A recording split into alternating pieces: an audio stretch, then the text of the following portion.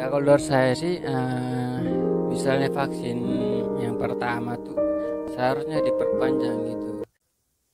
Oke, kembali lagi bersama kami bertiga di COVID Official. Kali ini kami akan berbincang-bincang walaupun kami bukan orang yang pintar boleh dibilang ya. Bincang-bincang tentang apa yang terjadi sekarang gitu. Saya mau bertanya kepada teman-teman saya yang ganteng-ganteng ini, Ya, kanteng-kanteng standar lah kayak gitu ya. eh, saya mau bertanya begini. Menurut kalian eh, apa yang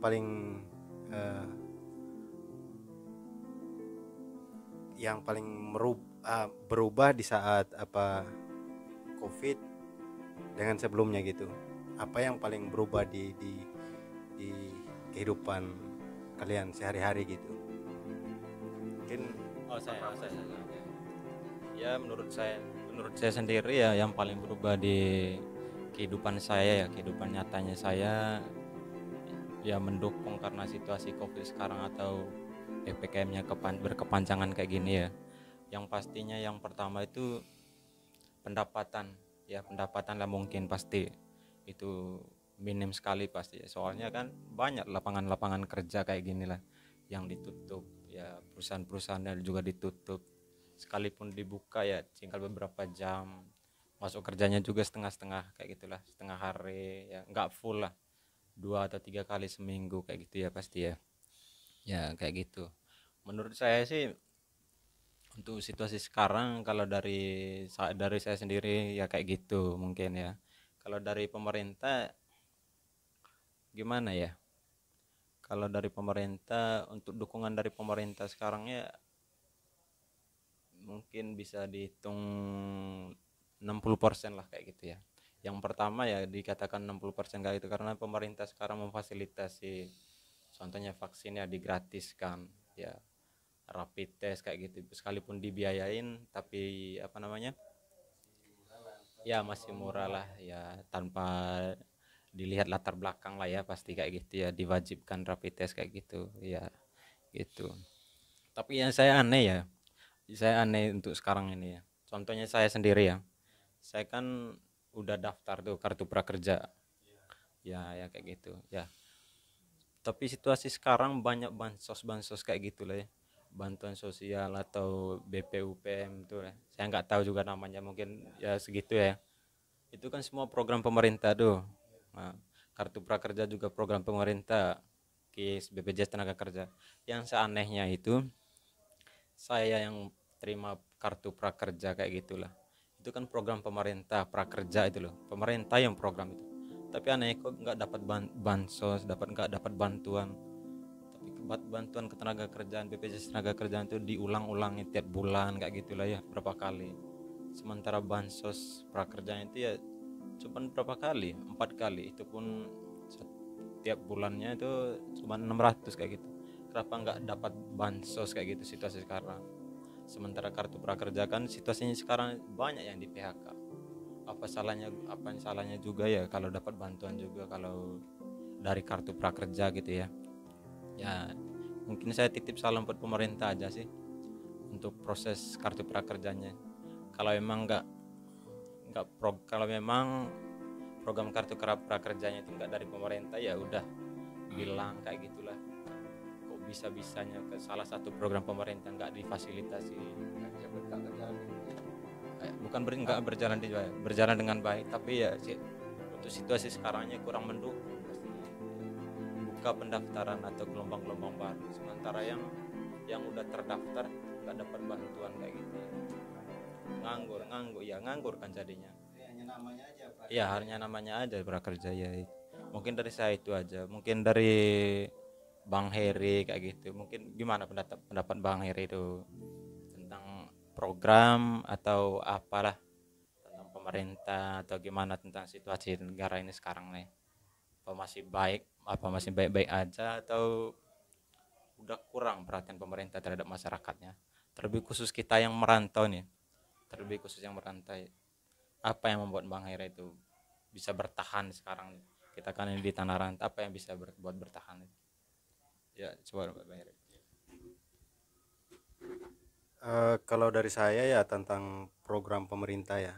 Kebetulan saya memang udah daftar berulang-ulang tapi belum keterima gitu. Sama dengan prakerja juga, saya udah daftar berapa kali enggak terterima gitu ya. Kenapa nggak dipermudahkan kayak Ya, gitu ya? Kok dipersulit kayak gitu? dipersulit lah gitu. Padahal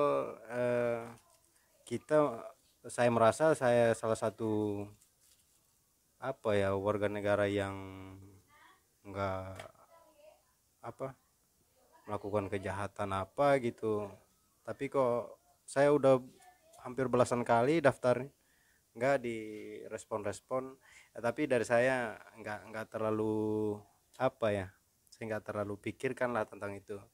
Tapi yang saya minta ini buat pemerintah juga ya, eh, saya minta buat pemerintah sih, kalau ada yang mendengarkan pembicaraan ini ya, Sampaikan saja, pasti ada terkhususnya buat anak rantau ya, kayak kita yang tinggal di rantauan gini kan, khususnya buat bansos itu yang dapat itu rata-rata yang dapat itu palingan mungkin 2% 3% aja orang perantau yang dapat itu.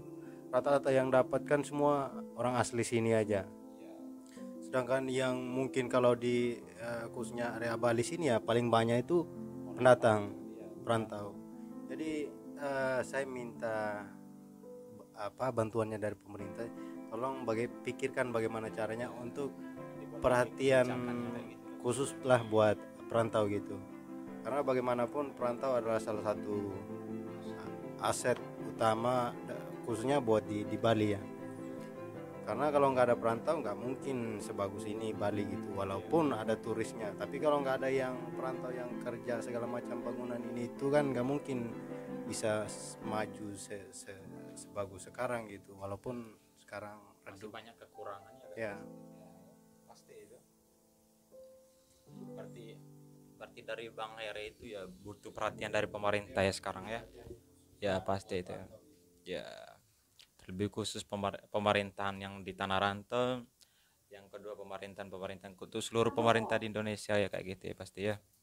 Ya mungkin dari Bang Nelis ada pendapat lain untuk pemerintah kayak gitulah. Oke, kalau dari saya eh, dari awal COVID itu membuat saya agak susah untuk ya contohnya kemana-mana gitu agak susah karena banyak peraturan yang kita taati ya, protokol kesehatan. Contohnya PPKM Ya sekarang PPKM yang berkepanjangan kayak ya gitu ya. berkepanjangan. Jadi masalah vaksin ya. Kalau saya di bagian vaksin, memang kemarin saya sempat pergi vaksin tapi kehabisan obat. Dan herannya nggak ada lagi tempat seperti tempat umum untuk vaksin itu nggak ada lagi yang buka saat ini. Gitu. Jadi itu saya hanya minta untuk ini lagi gitu kan Mas, kan kalau saya lihat dari Buat pembukaan lagi. pembukaan vaksin lagi yang gratis gitu. Yang pertama ya. Iya, yang pertama. Karena kemarin tuh yang di tempat vaksin yang udah habis itu kebanyakan orang yang belum dapat vaksin gratis. Mereka pulang karena udah kehabisan gitu. Jadi orang tuh pada bingung kemana lagi harus vaksin gitu. Itu aja sih kalau dari saya yang pertama vaksin, karena sekarang pemerintah udah diketatkan untuk kemana-mana harus ada surat vaksin, masuk ke mall juga harus ada surat vaksin. Jadi ya kita yang merantau ini agak bingung dengan cara-cara yang kayak gini gitu. Itu aja dari saya. Kok bisa kehabisan kayak gitu ya, kehabisan obat vaksin kayak gitu ya, sementara data ya kalau dibilang apa ya, mungkin kalau enggak kehabisan karena memang mungkin bertahap kali datangnya itu vaksin, kan vaksin dari luar negeri ini. Setahu saya sih vaksin itu enggak datang sekalian gitu, bertahap datangnya. Jadi mungkin kita tunggu 1 bulan 2 bulan ke depan lagi, tapi resikonya itu kita mau kemana-kemana nggak bebas gitu, karena yang paling penting sekarang ini surat keterangan vaksinnya. Itu yang paling penting kalau kita mau kemana-kemana. Jadi ya saya sarankan mungkin kita sabar-sabar aja lah. Mungkin sekarang pemerintah juga lagi berusaha. Ya semoga aja sih kita bisa lewati masa-masa sulit ini gitu. Kalau dibilang kalau dibilang bertahap ya mungkin ya. Kalau dari saya sendiri ya, kan vaksin udah berapa namanya ya, vaksin ini dibagi berapa kali ya, berapa golongan kayak gitulah. Contohnya vaksin pertama, vaksin kedua.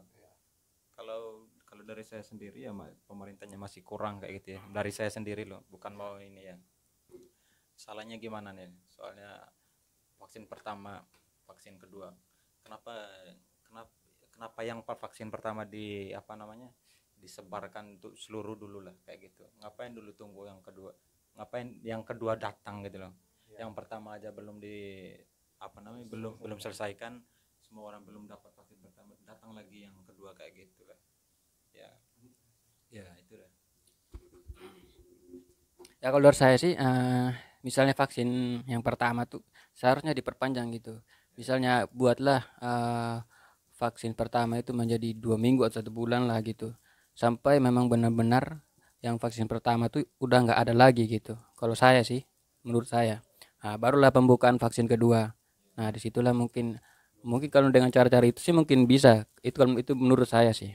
Nggak tahu ya kalau dari kalian atau pemerintah, saya nggak tahu. Mungkin itu aja dari saya. Dengan ada sedikit juga sih kendala kenapa banyak orang yang belum vaksin sekarang ya. Kayak contohnya yang belum urus KTP, yang hilang KTP. Sekarang semua prosesnya online. Sekarang lagi antri ribuan orang di Dukcapil untuk urus itu. Jadi kita jangan salahkan masyarakat kalau kenapa nggak vaksin gini. Oh kita urus KTP aja nggak ada pegawai yang nongol emang karena memang online gitu. Kita daftar online pun juga, saya ini daftar online udah 3 minggu belum ada balasan apa-apa dari Dukcapil. Makanya serba susah sih gitu. Kita mau mengadu ke siapa, emang peraturannya bilang harus pakai online. Jadi kita ke Dukcapil pun juga cuman lihat ruangan kosong aja. Jadi ya sedangkan di sisi lain pemerintah juga nuntut kita untuk harus vaksin gitu. Jadi semuanya sih gimana ya, serba bingung.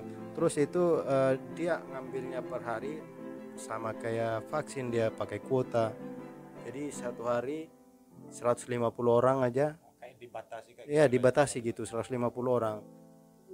Gimana ini khususnya area Bali ya, mungkin dalam satu hari yang urus surat-surat kayak KTP hilang apa segala macam tuh ribuan orang kali ya, sedangkan yang kuotanya per hari itu cuma 150 orang, yang dibutuhkan cuma segitu ya. Iya, yang dibutuhkan cuma segitu. Bagaimana mungkin kita cepat dapat KTP terus cepat vaksin?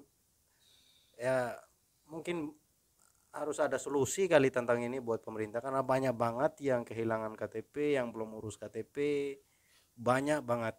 Tapi berkendala di vaksin ya, semuanya, kan aturannya harus divaksin dulu ya, jadi saling mengikat sih ini.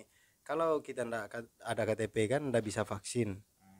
Terus kita pergi ke Dukcapil sana, kalau lagi ada pemeriksaan ndak ada surat vaksin ndak bisa masuk. Sedangkan pokoknya berkekurangan semua gitu. Vaksin dibatasi. Ya, dibatasi. Jadi ya saya minta sih untuk masalah ini mungkin pemerintah punya solusi yang lebih akurat lagi kali ya. Soalnya kalau pakai online ini ribet banget gitu. Apalagi kuota 150 orang dalam satu hari, sedangkan yang urus ribuan orang. Itu gila, antrinya bisa jutaan antrinya nanti.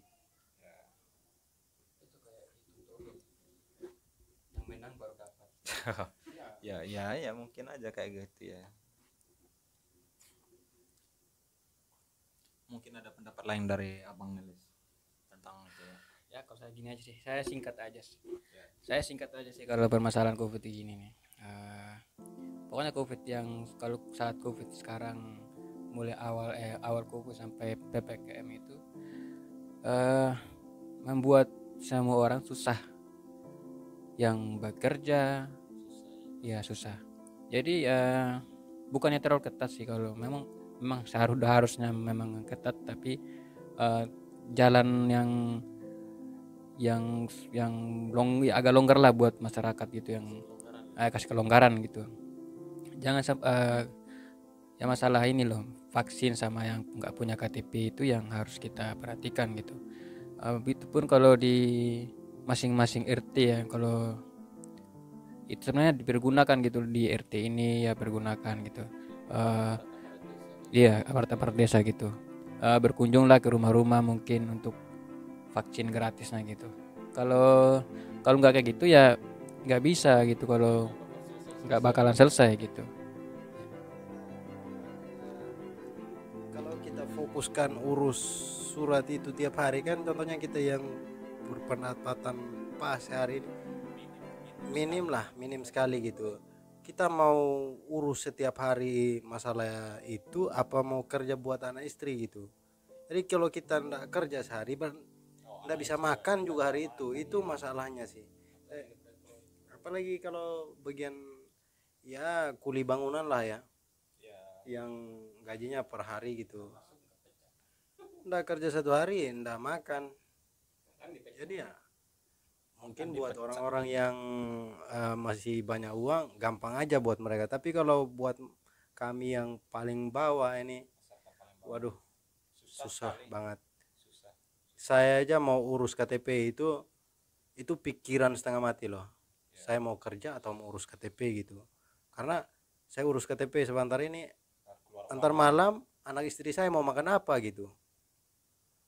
Jadi serba susah, apalagi kalau dipersulit gitu ya. Kalau yang masalah online ini, kita pergi ke Dukcapil, bukannya ketemu orang malah ketemu ruangan kosong, cuman tulisan-tulisan aja, cari aja di internet pakai gini gitu. Terus banyak orang yang nggak paham, nanti kan ngurusnya agak bagaimana itu ya, apa yang buta huruf, maksudnya kasarnya buta huruf ini ya, yang nggak ngerti internet ini, itu malah makin budak dah kasarnya itu.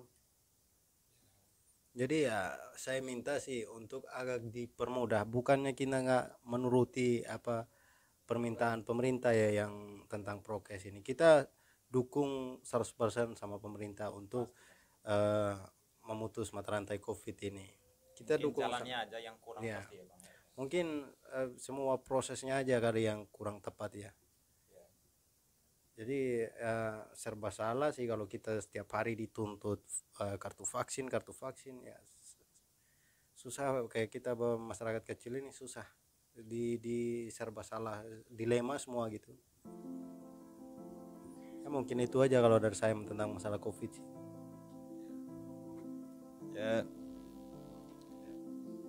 Ya mungkin untuk kali ini sampai di sini aja dulu ya. Mungkin ada salah kata dari kami atau ya itu dah pasti ada kekurangan ya, kami minta maaf. Mungkin karena itu semua kebodohan kami ya, kalau kesah kami ya emosi kayak gitulah, maklum aja masyarakat bawah kayak gitu ya. Tapi buat teman-teman yang di sana yang senasib lah ya, mungkin kerja sama-sama kayak kita di masyarakat ya paling bawah lah, pendapatan yang minim ya, kita saling support aja ya untuk tetap semangat. Jangan apa namanya ya, jangan ya, nggak boleh putus asa, apalagi kita yang udah berkeluarga kayak gini, nggak boleh putus asa. Kita putus asa sendiri ya kasihan istri anak ya, kayak gitulah pasti ya. Ya bagi teman-teman yang mungkin senasib dan kita, silakan komen di bawah. Ya siapa tahu ada yang mungkin lihat video ini dan baca komentar dari kalian, ya mungkin bisa juga ada perubahan mungkin dari komentar atau video ini. Oke, itu aja sih. Kami sangat mengharapkan sekali komentar dari teman-teman di luar sana dah. Jangan lupa ya saling support untuk kita masyarakat Indonesia yang paling bawah ya. Mungkin ya kalau dibilang nggak diperhati sama pemerintah ya tetap perhati. Tapi ya semua itulah proses keluh kesah kami yang mungkin merasa kurang kayak gitu, merasa haus dengan kebijakan pemerintah lah. Ya untuk untuk saat ini ya sekian, mungkin sekian sekian dulu ya. Ya gimana bro? Ya, oke. Ya, dan jangan lupa like, komen, dan subscribe-nya. Oke. Jangan lupa subscribe gratis. Thank you. Ya, mari kita saling support. Tekan tombol merah, jangan lupa lonceng. Ya, pastinya kami berharap sekali komentar dari teman-teman di luar sana ya pasti ya. Oke. Ya, pasti. Kalau teman-teman punya keluh kesah juga, ya silakan komentar. Biar kita sampaikan sama-sama ini masalah-masalah ya. Kita akan baca komen-komentar kalian. Kita pasti balas kok. Ya, oke. Sekian dulu ya. Terima kasih. Dah.